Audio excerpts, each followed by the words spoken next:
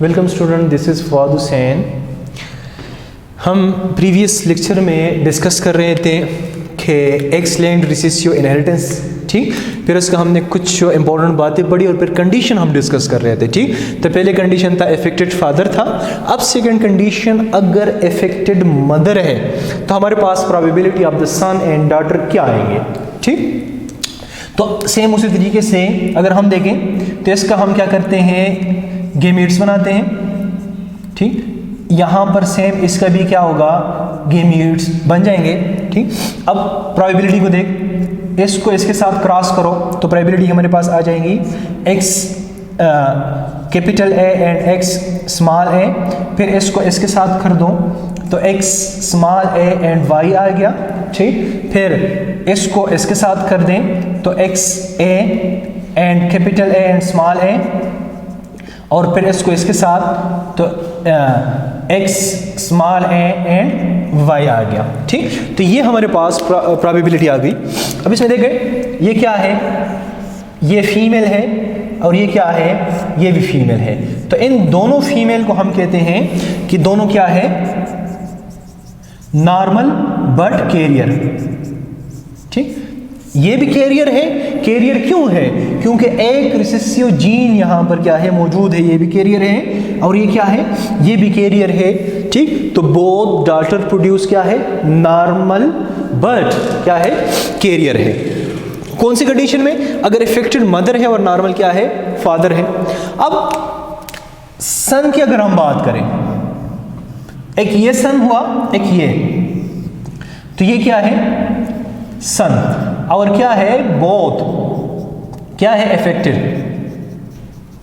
ठीक। अफेक्टेड है। क्यों अफेक्टेड है यहाँ पर, इस वजह से अफेक्टेड है कि यहाँ पर क्या है, एक स्मॉल जीन मौजूद है जो डिजीज के लिए क्या है, रिस्पॉन्सिबल। और ये मैंने आपको पहले ही बताया कि मेल में एक भी जीन हो रिसेसिव हो तो क्या होगा, वो फिर एबनॉर्मलिटी शो करता है। इस कंडीशन में देखें कि अगर हमारे पास कैरियर मदर है, ठीक, कैरियर मदर है, तो हमारे पास पॉसिबिलिटीज क्या आएंगी, ठीक। क्या पॉसिबिलिटी हमारे पास आ सकती हैं, इस पर डिफरेंट टाइप के एमसीक्यूज आ सकते हैं। वो एमसीक्यूज इस तरह होते हैं कि अगर लेट्स सपोज किसी डिजीज का नाम हेमोफीलिया का या कलर ब्लाइंडनेस का है या डायबिटीज वगैरह है, कि अगर दो नॉर्मल पेरेंट्स हो, क्या उसके किसी ऑफस्प्रिंग में एबनॉर्मलिटी आ सकती है, ठीक। तो उससे पता चलता है अगर मदर कैरियर है तो फिर एबनॉर्मलिटी आएगी, अगर मदर कैरियर नहीं है तो फिर एबनॉर्मलिटी नहीं आएगी। तो इस एमसीक्यूज को देखें जरा कि इसको अगर हम गेमीट्स बना दें, ठीक, तो गेमीट्स किस तरह आ जाएगी, देखो x a आ गया, x कैपिटल A, ठीक, और कैरियर वाला x a आ गया, ठीक। दूसरे साइड पर गेमीट्स सिंपल बनेंगे कि x a एंड y बन गया, ठीक। तो हमारे पास ये गेमीट्स बन गए। अब देखिए पॉसिबिलिटीज को देखें, तो पॉसिबिलिटी में सबसे पहले इसको इसके साथ अगर क्रॉस करूं तो x a and x a, ठीक। फिर इसको इसके साथ कर दूं तो x a एंड y, ठीक। अब इसको इसके साथ कर दूंगा तो क्या आ जाएगा हमारे पास, x a and x a आ गया, ठीक। अब इसको क्या करूं, इसको इसके साथ कर दूं तो x a एंड y आ गया। तो ये हमारे पास ऑफस्प्रिंग आ गए, ठीक। तो उसमें जितने भी डॉटर्स हैं, ये भी डॉटर और ये भी डॉटर, तो ये क्या है, ये नॉर्मल है, ठीक। ये डॉटर क्या है, होमोजाइगस, ठीक, नॉर्मल। ये भी क्या है, नॉर्मल है लेकिन हेटेरोजाइगस है। मतलब क्या है, ये है कैरियर है लेकिन नॉर्मल है। ये इसके जो सन है ये क्या है, ये भी नॉर्मल है, ठीक। और ये क्या है, ये इसमें आ जाएगा, इफेक्टेड आ जाएगा, ठीक। तो हम कहते हैं अगर हम 100% लें तो 100% में 75% जो था वो क्या था, वो नॉर्मल था, और ये क्या आ गया, 25% क्या था, वो इफेक्टेड आ गया, ठीक। 25% इफेक्टेड आ गया और 75% हमारे पास नॉर्मल आ गया, ठीक। तो ये कैरियर की कैटेगरी में। अब आते हैं हम example of x linked recessive inheritance के, कि हमारे पास कौन से एग्जांपल है। तो यहाँ पर दो जो एग्जांपल दिए हुए हैं कि हेमीफिलिया है और दूसरा आ जाता है कलर ब्लाइंडनेस आ जाता है। तो हेमीफिलिया कौन सी बीमारी है? हम कहते हैं कि वो बीमारी है जिसमें ब्लड स्टॉप नहीं होता, ठीक। वो बीमारी है जिसमें ब्लड क्लॉटिंग नहीं होती, ठीक। इसके लिए जो रिस्पॉन्सिबल है वो क्या है? वो जीन्स है। एक जीन है, ठीक, कहां पर प्रेजेंट है? एक्स क्रोमोसोम के ऊपर। एक्स क्रोमोसोम के ऊपर एक जीन है जिसको हम कहते हैं एच, और इसका अल्टरनेट फॉर्म क्या है? स्मॉल एच, ठीक। तो कैपिटल एच ये नॉर्मल जीन है, किसी डिजीज को रिप्रेजेंट नहीं करता, नॉर्मल होगा। अगर स्मॉल एच रिप्रेजेंट करता है कि जीन फॉर हेमोफिलिया, ये हेमोफिलिया के लिए जीन है स्मॉल, क्योंकि हम रिसेसिव कहानी पढ़ रही है सारी। अब यहां पर हम कहते हैं कि मेल जो होगा वो क्या होगा? वो मोर एफेक्टेड होगा। अब मेल जो है वो किस तरह मोर एफेक्टेड होगा कि इस इधर देखें जरा कि मेल किस तरह मोर इफेक्टेड हो सकता है। इसमें हम कहते हैं कि हमारे पास कुछ कैटेगरीज हैं, ठीक, कि अगर इस तरह के कम्बिनेशन आ जाए, देखें कि एक्स वाई ये मेल है, एक्स वाई ये भी क्या है? मेल है, एक्स एक्स ये क्या है? ये फीमेल है, ठीक। अब एबनॉर्मलिटी को देखें। अब हम कहते हैं कि यहां पर अगर एच आया तो ये क्या होगा? ये डिजीज होगा, ठीक, मतलब कि हेमोफिलिया होगा इसका, ठीक। अगर ये इस तरह आ जाए तो इस कंडीशन में क्या होगा? ये नॉर्मल होगा। अब फीमेल में देख, अगर इस तरह आ गया ए और ए तो ये क्या है? नॉर्मल है, ठीक। अगर एक कैपिटल ए और दूसरा क्या आया? स्मॉल ए, तो ये भी क्या है? नॉर्मल बट कैरियर, ठीक, नॉर्मल बट कैरियर। अगर इस तरह आया स्मॉल एंड स्मॉल तो फिर क्या होगा? फिर डिजीज होगा। तो कहने का मतलब ये हुआ कि male are more affected. More affected क्यों? क्योंकि सिर्फ अगर एक एच, ठीक, ये जहां पर मैंने ए लिखा है, तो अगर हेमोफिलिया के सेंस में लेते हो तो इस सब को क्या करो? एच लिख दे, ठीक। यहां पर सिर्फ एक रिसेसिव आया तो वो क्या हो गया? डिजीज हो गया। फीमेल में एक आ गया ये, लेकिन डिजीज नहीं हुआ, नॉर्मल हुआ लेकिन कैरियर हुआ, ठीक। तो फिर वही बात रिपीट हो रही है यहाँ पर कि फीमेल के लिए 2 रिसेसिव होना जरूरी है डिजीज काज करने के लिए, जबकि मेल के लिए एक भी बहुत है, ठीक। एक आ गया तो भी डिजीज काज हो जाएगा। अब देखो इसमें हम कहते हैं कि इसके टाइप्स हैं।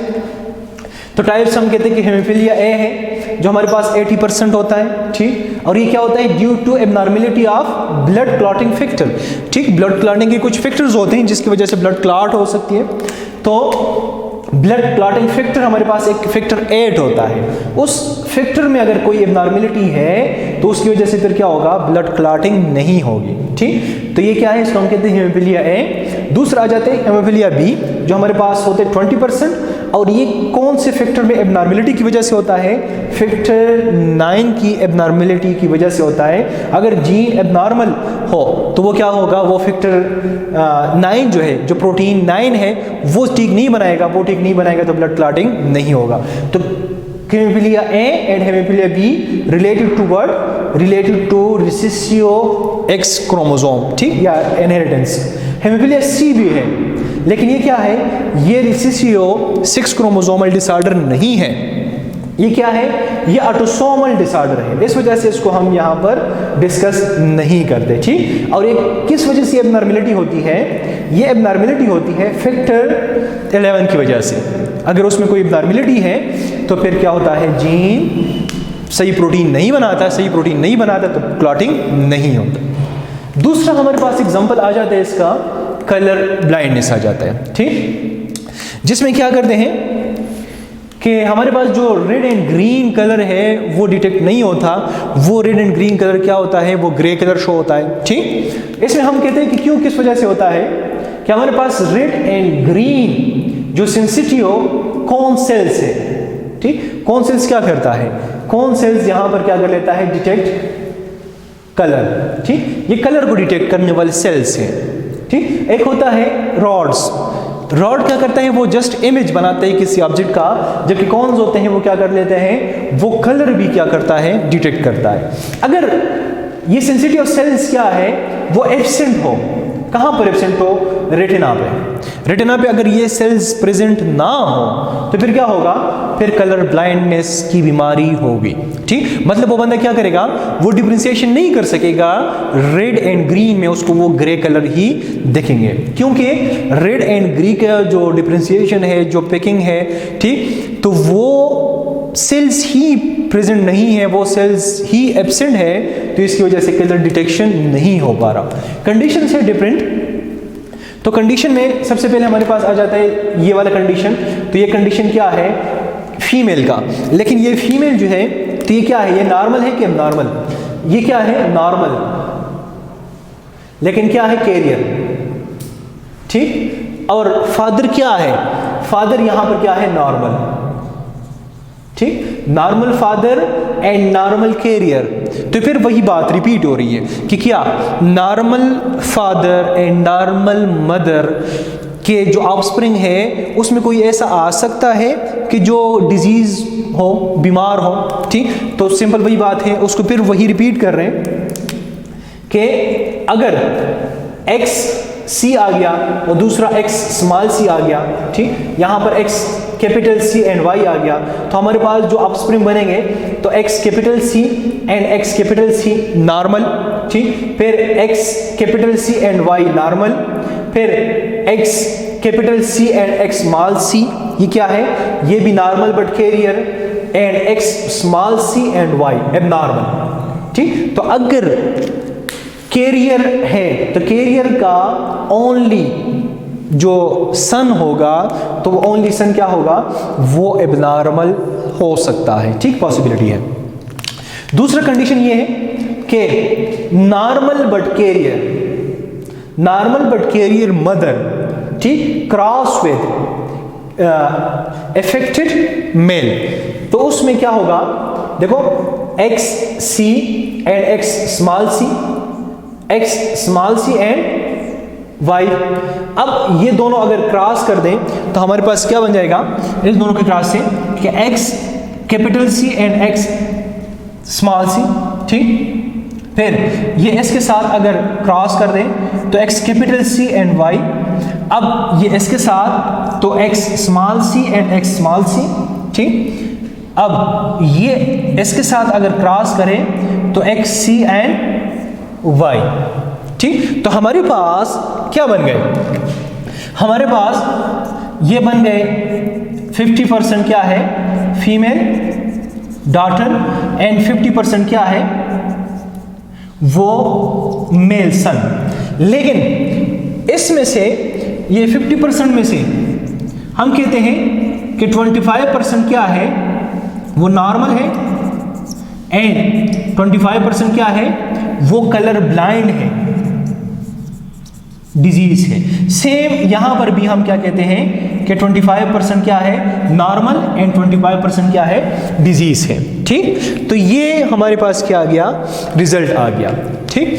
अब आपके लिए यहां पर एक होमवर्क में देता हूं डिफरेंट कंडीशन का, कि लेट्स सपोज हमारे पास हमें ब्लैक में इस तरह का एक कंडीशन आ गया, ठीक, कि अगर x, ठीक, x अगर ये लेट्स सपोज मैं लिखता हूँ कैपिटल A और दूसरा मैं लेता हूँ स्मॉल a, ठीक, कैरियर है, और कैरियर को मैं क्रॉस करता हूँ x a और y के साथ, तो मेरे पास रिजल्ट क्या आएंगे, ठीक। तो ये आप खुद सॉल्व करें। दूसरा मैं कहता हूँ कि लेट्स सपोज अगर a है, ये भी रिसेसिव है, उसको मैं क्रॉस करूं इसके साथ, ठीक, तो मेरे पास क्या आ जाएंगे। दूसरा कंडीशन है अगर इस तरह मैं कर दूं, क्रॉस कर दूं, ये भी मैंने क्रॉस कर दिया, ठीक, affected male, affected female and affected male, तो हमारे पास क्या रिजल्ट आने चाहिए, ठीक। मतलब डिफरेंट कैटेगरीज में आप क्या करते हो, उसको क्रॉस करो तो आपके पास क्या रिजल्ट आएगा, ठीक, दोनों अफेक्टेड हैं, एक पर ये नॉर्मल है और दूसरा पर क्या है, अफेक्टेड है। अगर मैं इस तरह करूं कि x नॉर्मल है, ये भी नॉर्मल है, ठीक, ये डिजीज है, तो फिर क्या होगा, ठीक। तो डिफरेंट क्रॉस है, जितने पॉसिबिलिटी है क्रॉस के, वो सारे के सारे पॉसिबिलिटी आप खुद सॉल्व करें, ठीक। तो स्टूडेंट, आज का जो हमारा टॉपिक था तो वो क्या था, वो था रिसेसिव जीन्स के हवाले से था। और वो जीन्स कहाँ पर लोकेट कर रहा था, वो जीन लोकेट कर रहा था एक्स क्रोमोसोम के ऊपर लोकेट कर रहा था, ठीक। अगर वह एक्स क्रोमोसोम है और इसके ऊपर रिसेसिव जीन है तो उसकी वजह से कौन सी बीमारियां हो सकती है और कौन कौन से कंडीशन में हो सकती है। तो ये जिस तरह मैं आपको बता रहा हूँ, ये कैटेगरीज, ठीक, ये हो गया। या इससे पहले हमने जितने भी कंडीशंस डिस्कस किए तो वो सारे के सारे कंडीशंस क्या है, वो याद रखना एमसीक्यू के लिए, ठीक। एमसीक्यू में फिर आपको स्टेटमेंट में दिया जाता है कि कैरियर मदर जो है अगर नॉर्मल फादर के साथ क्या करे, मेटिंग करे, तो उसमें कितने % सन जो है वो इफेक्टेड होंगे, कितने % डॉटर इफेक्टेड होंगे, ठीक। तो उस तरीके से डिफरेंट एमसीक्यूज आ सकते हैं, ठीक। ओके स्टूडेंट, नेक्स्ट टॉपिक में, नेक्स्ट लेक्चर में हम पढ़ेंगे कि एक्स लिंक्ड डोमिनेंट इनहेरिटेंस को हम पढ़ेंगे।